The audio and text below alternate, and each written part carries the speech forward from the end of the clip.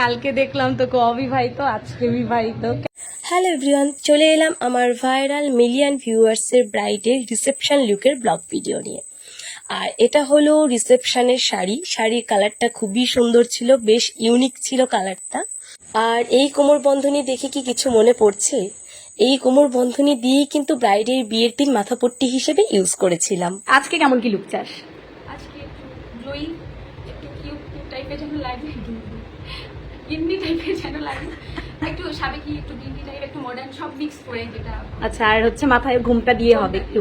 আচ্ছা, গিন্নি গিন্নি বউ দেখি কতটা তোকে গিন্নি দেখা। এমনিতেই তোকে আজকে গিন্নি দেখাচ্ছে, কালকে দেখলাম অবিবাহিত একটা, আর আজকে বিবাহিত। জুয়েলারিগুলো দেখে, ওই জুয়েলারিগুলো দেখে আমি বুঝেছি হ্যাঁ তুমি। আচ্ছা, আমি চিনতে পারিনি। এমনি ভালো লাগছিল তো? হ্যাঁ, এমনি ভালো লাগছে, কিন্তু বলছি ডিফারেন্সটা কত? হ্যাঁ, difference, হ্যাঁ, ওটা তো হবেই স্বাভাবিক। ওই সাথে তো আমাকে দেখে না, না, না, কোনো। ভিডিওতে দেখতো নাইটি পরে। বলছি আমাদের তো 4-5 কেটেছে নাইটি দেখে, ফার্স্ট টাইম এতটা দেখলাম, তো অবাক হয়ে গেছে। বলছে ভালো লাগছে, মানে ওই ভীষণ ফুটফুটে। হ্যাঁ, ভীষণ আর ফুটফুটে, না, আমার থেকেও ফুটফুটে। ছেলেরা না হচ্ছে মেকআপ পছন্দ পছন্দ করে না, করে না। আর সেই জায়গায় যদি কোনো ছেলে যদি বলে যে হ্যাঁ, মানে ওটা মানে সত্যিই ভালো লাগছিল। ওই বলছিল কি দেখবো আমি, মানে ওই দেখেছি অনেক জায়গায় ব্রাইডে যে হচ্ছে বেশি বেশি হাইলাইটার দেয়, বেশি বেশি ব্লাশ দিয়ে দেয়, লাল হয়ে যায়। ওই বলছে কি পরে এইসব লাল লাল কেন লাগে? কাকে বলছে না সব কিছু একদম পারফেক্ট আছে, সুন্দর লাগছে। মানে ফুল থাকবে তাহলে ভালো হয়েছে, হ্যাঁ ভালো লাগছে, সত্যি সুন্দর ভালো লাগছে। যেমন আমি মডেল দেখেছি ওরকম আমি ফিল করেছি কালকে, সত্যি বলতে এটাই। যেমন যেমন আমরা দেখি ফেসবুকে, ইউটিউবে মডেল দেখ সেরকম টাইপের এক্সপেরিমেন্ট আমার বলতো লুকটা না খুব আনকমন ছিল। আমাদের গ্রামাঞ্চল হিসাবে লোকটা হ্যাঁ হ্যাঁ হ্যাঁ, এই গালে কলকা প্লাস হচ্ছে কায়রা, সেটা কিন্তু করে না, বেশিরভাগই হচ্ছে একটু একটু ফুলিয়ে ফুলিয়ে করে। হ্যাঁ, জানিস আমার তো মেকআপ নিয়ে প্রচন্ড ভয় ছিল, কারণ যেহেতু আমি কোনোদিনও মেকআপে নিজেকে দেখিনি। এতটা টেনশনে ছিলাম আমি যে কেমন লাগবে, যদি বিচ্ছিরি লাগে তখন আমি কি করব, মানে এটা নিয়ে টেনশনে ছিলাম। তারপর যখন দেখি সব টেনশন গায়ে একবারে হাওয়াই উঠছি। আর আমার সব থেকে ভালো লাগছে যে আমি কনফিডেন্সের সাথে তোকে বুক করেছিলাম, সেটা একদম পারফেক্ট হয়ে গেছে, মানে যেটা চেয়েছিলাম। জানো তো, আমরা না প্রত্যেকটা মেকআপ আর্টিস্টই চাই আমাদের ব্রাইডদের স্পেশাল ডে যেন আমরা মেকআপের মাধ্যমে আরো স্পেশাল করে দিতে পারি। আমার এই ব্রাইডের মুখের এত পরিমাণের হাসি খুশি দেখে আমি কিন্তু সেদিন অনেকটা খুশি ছিলাম। যদিও আমার শরীরটা সেদিন খুব একটা ভালো ছিল না, ব্রাইডের বিয়ের দিন মেকআপ করিয়ে এসে আমি একটু অসুস্থ হয়ে পড়ি। তবে ব্রাইডের মুখের এত প্রশংসা, এত হাসি খুশি দেখে আমি যেন ধীরে ধীরে সুস্থ হয়ে উঠেছিলাম। স্কিনটা যদি খারাপ হয় না তখন অনেক লেয়ার ফেলতে হয়, আর মেকআপটা না বসে না, তখনই উগ্র লাগে দেখতে। মোটা মনে হয় অনেক মেকআপ লাগে মোটা, এটা সবাই বুঝতে চায় না। কালকে সত্যি আমি আরেকবার দিয়ে নিজেকে আয়না করে দেখতে এরকম, হ্যাঁ, শ্বাসটা তুলে দিয়ে মনে হচ্ছে কি আয়নার সামনে থাকি না, আর একটু যদি থাকতাম, আয়নার কিন্তু সামনে। এদিকে থাকাও যাচ্ছে না, মানে কি বলবো। পরে খুব আফসোস লেগেছিল যখন বুঝিয়ে পেয়ে আমি, এত খারাপ লাগছিল আমার, বুঝতি না আজকে তোকে মেকআপ করতে হতো না। সত্যি খুব খারাপ লাগছিল। তবে রিসেপশনের দিন মেকআপ করাতে আমার একটু প্রবলেম হচ্ছিল, বিকজ কারেন্টটা বারবার করে চলে যাচ্ছিল, আর ঘরের সাথে জেনারেটরের কোনো কানেকশন করা ছিল না। আমি এক্সপেক্ট করিনি ভাই, সত্যি মানে হচ্ছে তোর বিয়েটা মানে এটা মানে ফুলফিল হলো, বিয়ের ফুলফিল হয়ে গেছে। স্বপ্নটা। হ্যাঁ, যে আফসোস থাকবে আফসোস থাকা ওটা চান্স নেই না।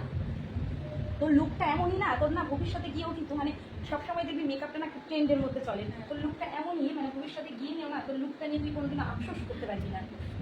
মেকআপ করার ইচ্ছেটা জেগে উঠলো না এখন তো, যে কোনো অনুষ্ঠানে মনে হবে না একটু মেকআপ করবি। একটা মেকআপের যে ভয় ছিল, ওই ভয়টা এখন নেই। এখন দেখবি তো না মনে হবে কোনো বিয়ে টিয়ে লাগলে, নিজেদের আত্মীয়র মধ্যে কোনো বিয়ে লাগলে মনে হবে ইস, একটু মেকআপ করি, কিন্তু নিজে এক্সপেরিমেন্ট করতে যাবো না, প্রচন্ড আমাকে বাজে দেখবি, রেজাল্ট হবে। আমার ভালো লাগে। যে অনেকে পরে শুনেছি যে আফসোস করে যে আমি এটা করতে পারিনি, আমার বিয়েতে এরকম সাজতে পারিনি, চেয়েছিলাম হয়নি, তো ওটা আমার হয়নি।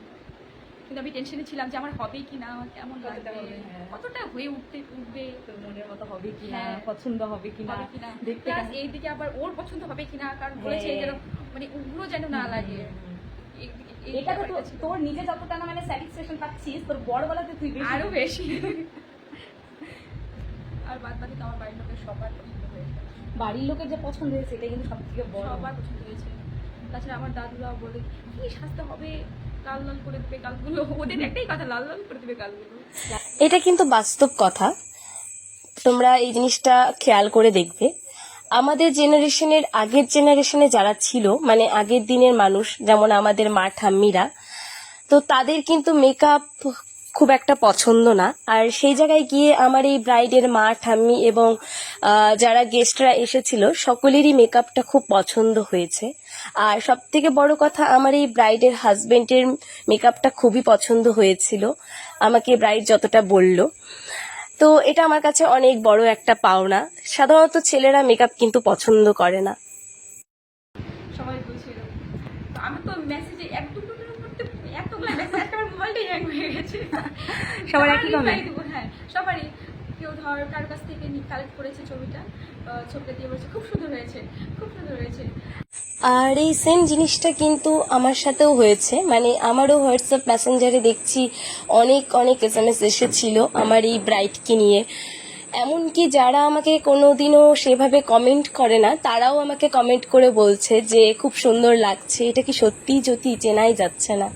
অ্যাকচুয়ালি আমার এই ফ্রেন্ড কোনোদিনও মেকআপ করেনি, আর তার মুখে হঠাৎ করে মেকআপ দেখে সবাই তো পুরো অবাক হয়ে গিয়েছিল যে এতটা সুন্দর দেখাবে কারো ধারণাই ছিল না।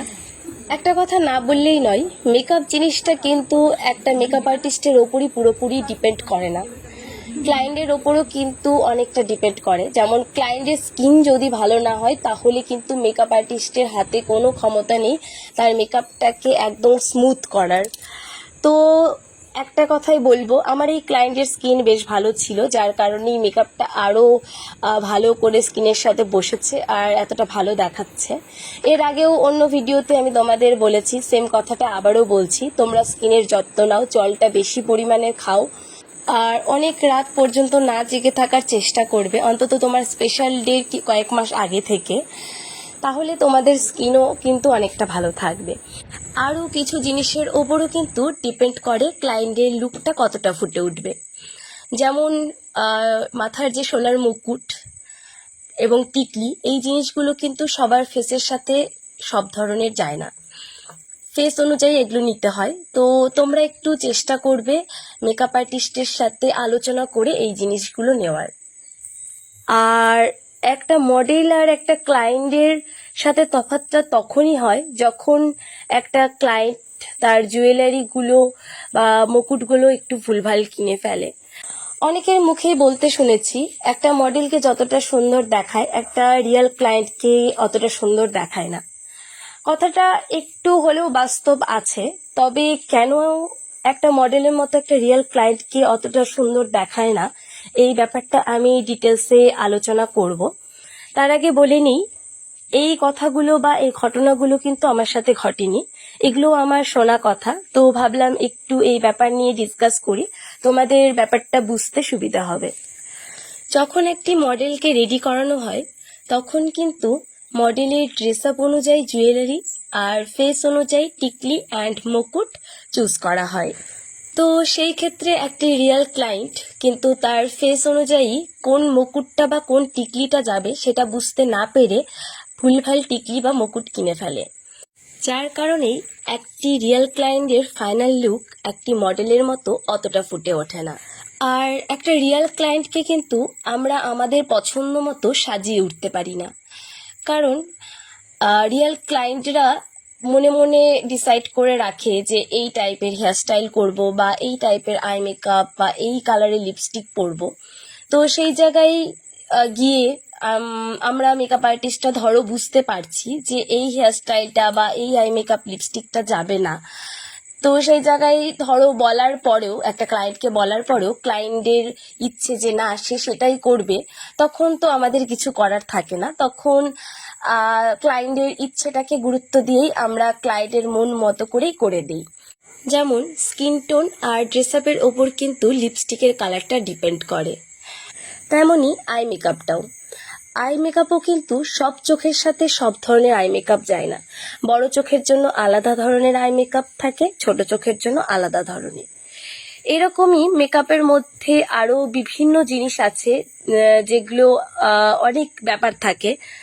তো এই জিনিসগুলো কিন্তু আমরা বুঝে শুনে একটা মডেলকে রেডি করাই, আর সেই জায়গায় একটা রিয়েল ক্লায়েন্টকে আমাদের মন মতো করাতে পারি না। তো যার কারণেই একটা রিয়েল ক্লায়েন্ট আর একটা মডেলের মধ্যে এতটা তফাৎ থাকে। যাই হোক, অনেক কথা বলে ফেললাম। আশা করছি তোমরা আমার এই কথাগুলো বুঝতে পারলে, এই ব্যাপারগুলো তোমাদের কাছে একটু ক্লিয়ার হয়ে গেল। তো তোমাদের আমার এই ভাইরাল মিলিয়ন ভিউয়ার্সের ব্রাইডের রিসেপশনের লুক তোমাদের কেমন লাগলো কমেন্ট করে জানিও। আর এদিকে ব্রাইডের মেকআপ ফাইনাল কমপ্লিট হতে না হতেই প্রচুর গেস্টরা চলে আসে, যার কারণে লাস্টের দিকে আমি আর ক্লায়েন্টের রিভিউ সেইভাবে নিতে পারিনি।